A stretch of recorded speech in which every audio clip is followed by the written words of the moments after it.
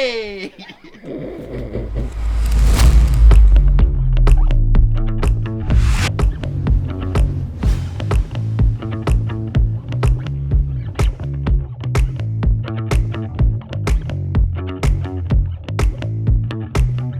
Hey everybody, it's Jack from Atlantis Water Gardens. Once again, I'm here with Brian Helfrich for like the 10th project this year.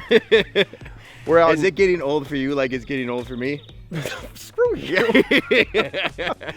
We're out in California, in LA specifically, at Laura Clery's house. If you guys don't know who that is, Brian, maybe you can enlighten them. Laura Clery? No, actually I can't, which I'm actually excited about because I've never met Laura Clery. So I probably know more about Laura Clery than you do. Sounds like it. My wife Joanne's a big fan of hers. She does Pamela Pumpkin. She's a comedian. A lot of TikTok, Facebook stuff. She's got 15 or 16 million followers, so a huge influencer. The point here is to get some more reach for what we do as a genre, a company, as an industry with the water features, and I think Laura's going to help us reach out to a bunch of people that are probably right in our demographic, which is, you know, women, men that are homeowners and I think like gardening, and this is going to be a cool project. I would say I'm excited for two things. One, her demographic meets our demographic, right. Probably closer than a lot of other collaborations we've ever done before. I agree with that. And then we get to work with, I mean, we've got myself, you, Tim Wood, John Adams, Ed the Pond Professor, Chad Morrill. Yep. So we've got some major talent coming here together to build this. We always have fun. It looks like an extremely challenging site, but with extreme challenges come extreme talent. That's why I'm here. Well, let's go see what Ed has to say about it. All right, good morning everybody. Ed the Pond Professor here. We are in sunny Southern California. Not really sunny right now, it's actually just raining, but it is winter time. Beautiful working conditions. We are starting Laura Clery, Stephen Hilton project. This is going to be a phenomenal waterfall. The whole idea of this waterfall is to create a unique interactive space, not only for the family. You're going to look behind me, you can see that beautiful viewing area coming across this little ravine. We're going to transform this ordinary slope into an incredible waterfall. Beautiful boulders. Chad has picked out some salt and pepper granite for us. We got some monstrous stones that are coming in here, which is exactly what we need to stabilize this entire feature. What we're going to do is we're going to start out right where I'm standing. This is going to be a 1,000-gallon underground reservoir. You can see some of my original paint marks here from several months ago. 1,000-gallon reservoir. We're going to have a pump vault, 2 of our SLD 5,000 to 9,000 pumps. This is going to give us a little bit of control for the overall waterfall effect. And the reason I bring that up is Stephen is a musician. He was very excited to hear about the sounds that are going to be created by a waterfall. So by having an adjustable pump system, he could increase, he could decrease flows, he can play around with that beautiful sound of music that all of us know as pond builders how to do that. And that's one of our favorite parts of the job. Not only the site, but it's also that incredible sound that's going to be created. All that stuff down here, 30 large aqua blocks, and then from here the water's going to get pumped up behind me up that slope. It's going to start off in 2 waterfalls. There's going to be a lower one on one side and a higher one on the other. Those waterfalls are going to converge into a common pooling area. Reason we're trying to do that is to create an interactive splash zone for the young kids. So we have some beautiful, those granite boulders I was talking about are nice and smooth, so they're easy for people to walk on and climb on and things like that. This is going to be an unbelievable playground. You could actually see they have swing sets, they have slides, they have all types of stuff already out here, but I know what's going to be the most popular thing right here in the backyard. It's going to be this waterfall when it's complete, and we're installing a wide variety of lighting on this feature as well. So we're going to have pathway lights as well as uplights on the waterfall that are going to take this project to the next level every single night. This slope is awesome, but it also presents our biggest challenge on this job. This is going to be a little bit on the dangerous side. We've got to get that machine down here, remove all this retaining wall, and then set up so that we can actually set those boulders. It's steep. We're gonna have to cut in some shelving so we can actually sit the machine where it's not gonna be unstable. And then dig in this reservoir. It's gonna take a lot of figuring. So that's why with all these great minds here that build water features every day, I'm sure we'll figure it out, but getting started, it's gonna be interesting.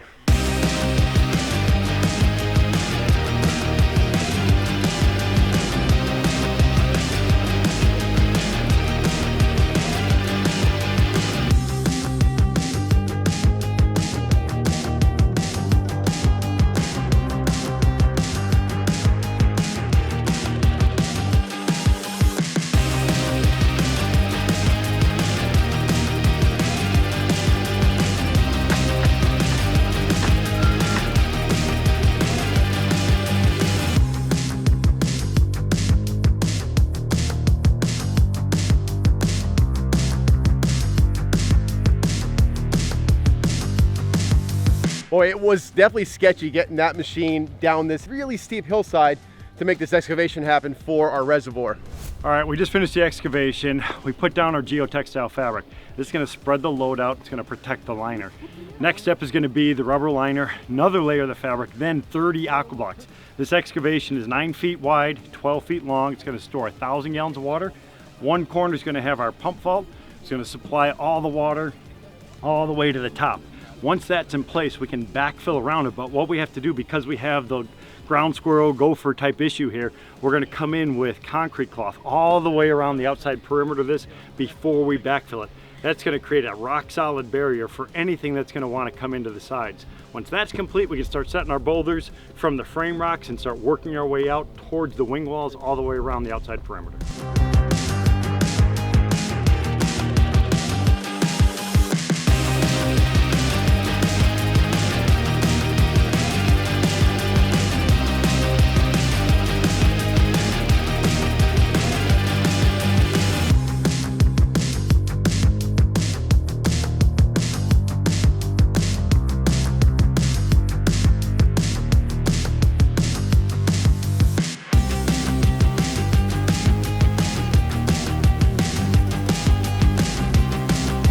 What have you done? What have you done?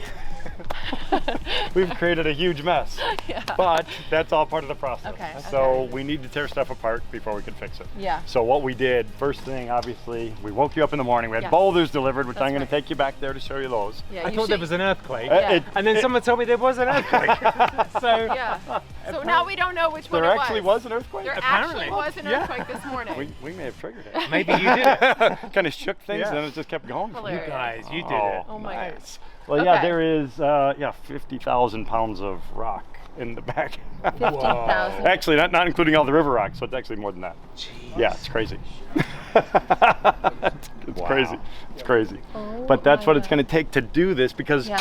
you have a huge slope. Yes. We discussed that before. We Yeah. wanted to bring in all these massive boulders. We wanted to create a really cool play area for your kids. Yeah. So we picked out these really nice smooth stones. They are worn by rivers, so they're nice and smooth, yeah. easy for people to walk on and things like that. They're good and stable. Yeah. And then we're gonna have that water coursing its way in between.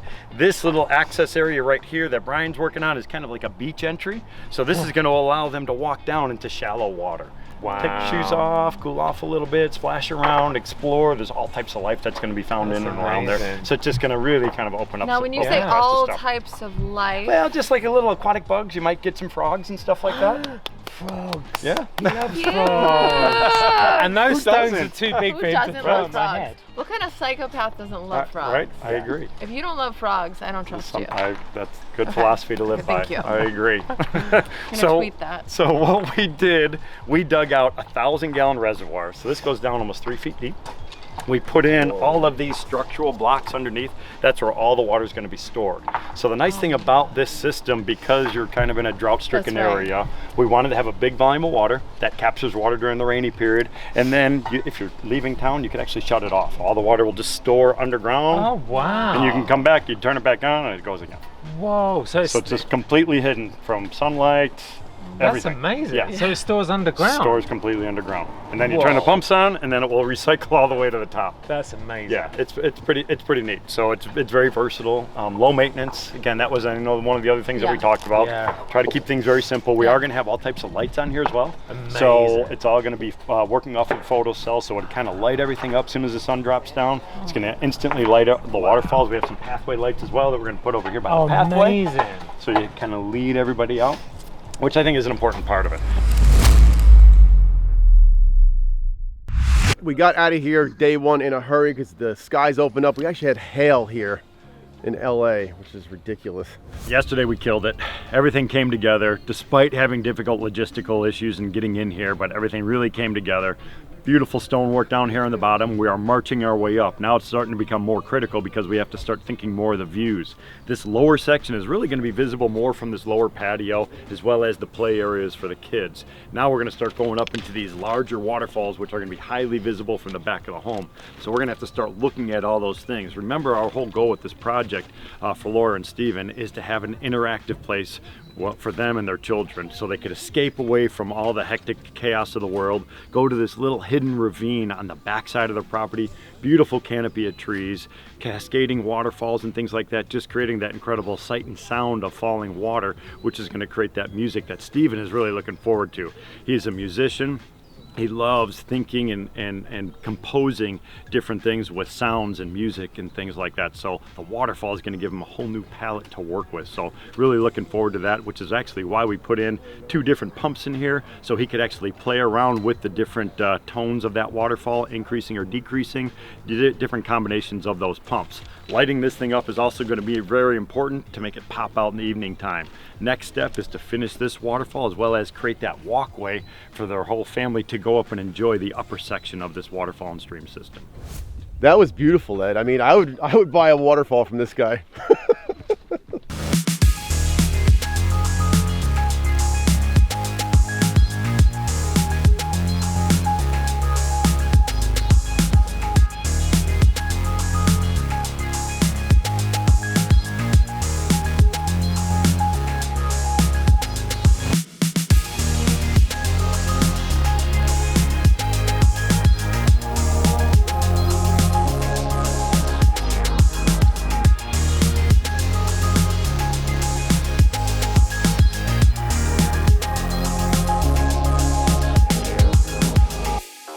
So we got this trench dug. You can see there's 2 3-inch pipes in there.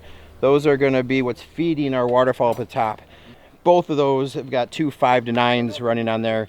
And what's so important is the customer, Mrs. Laura Clery, is super excited about the adjustable flow. They want to be able to come out here, turn one pump on, one pump off, adjust the speed to fine tune it to exactly their liking.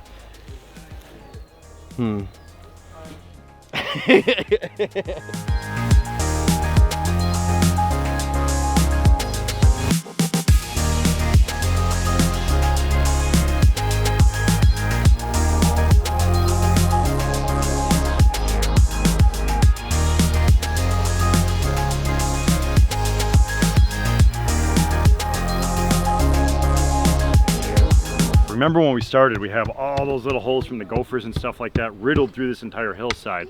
Gophers, a burrowing animal, they're gonna chew through a lot of different things, except for this stuff. This concrete cloth, it's got a smooth PVC piece on one side. The other side is loaded with a geotextile fabric, and then it has Portland cement. This is gonna absorb the moisture from the soil. You could also wet it down right before you install it. If you do that though, it will start to set up on you. So I prefer to allow, like this time of the year, rainy season here in California, it's gonna start getting a lot of moisture from the soil itself, and it's gonna harden up. Next layer is gonna be our heavy fabric, and then we can put our liner on top of that. Now we have a barrier where those guys can't burrow in from the sides.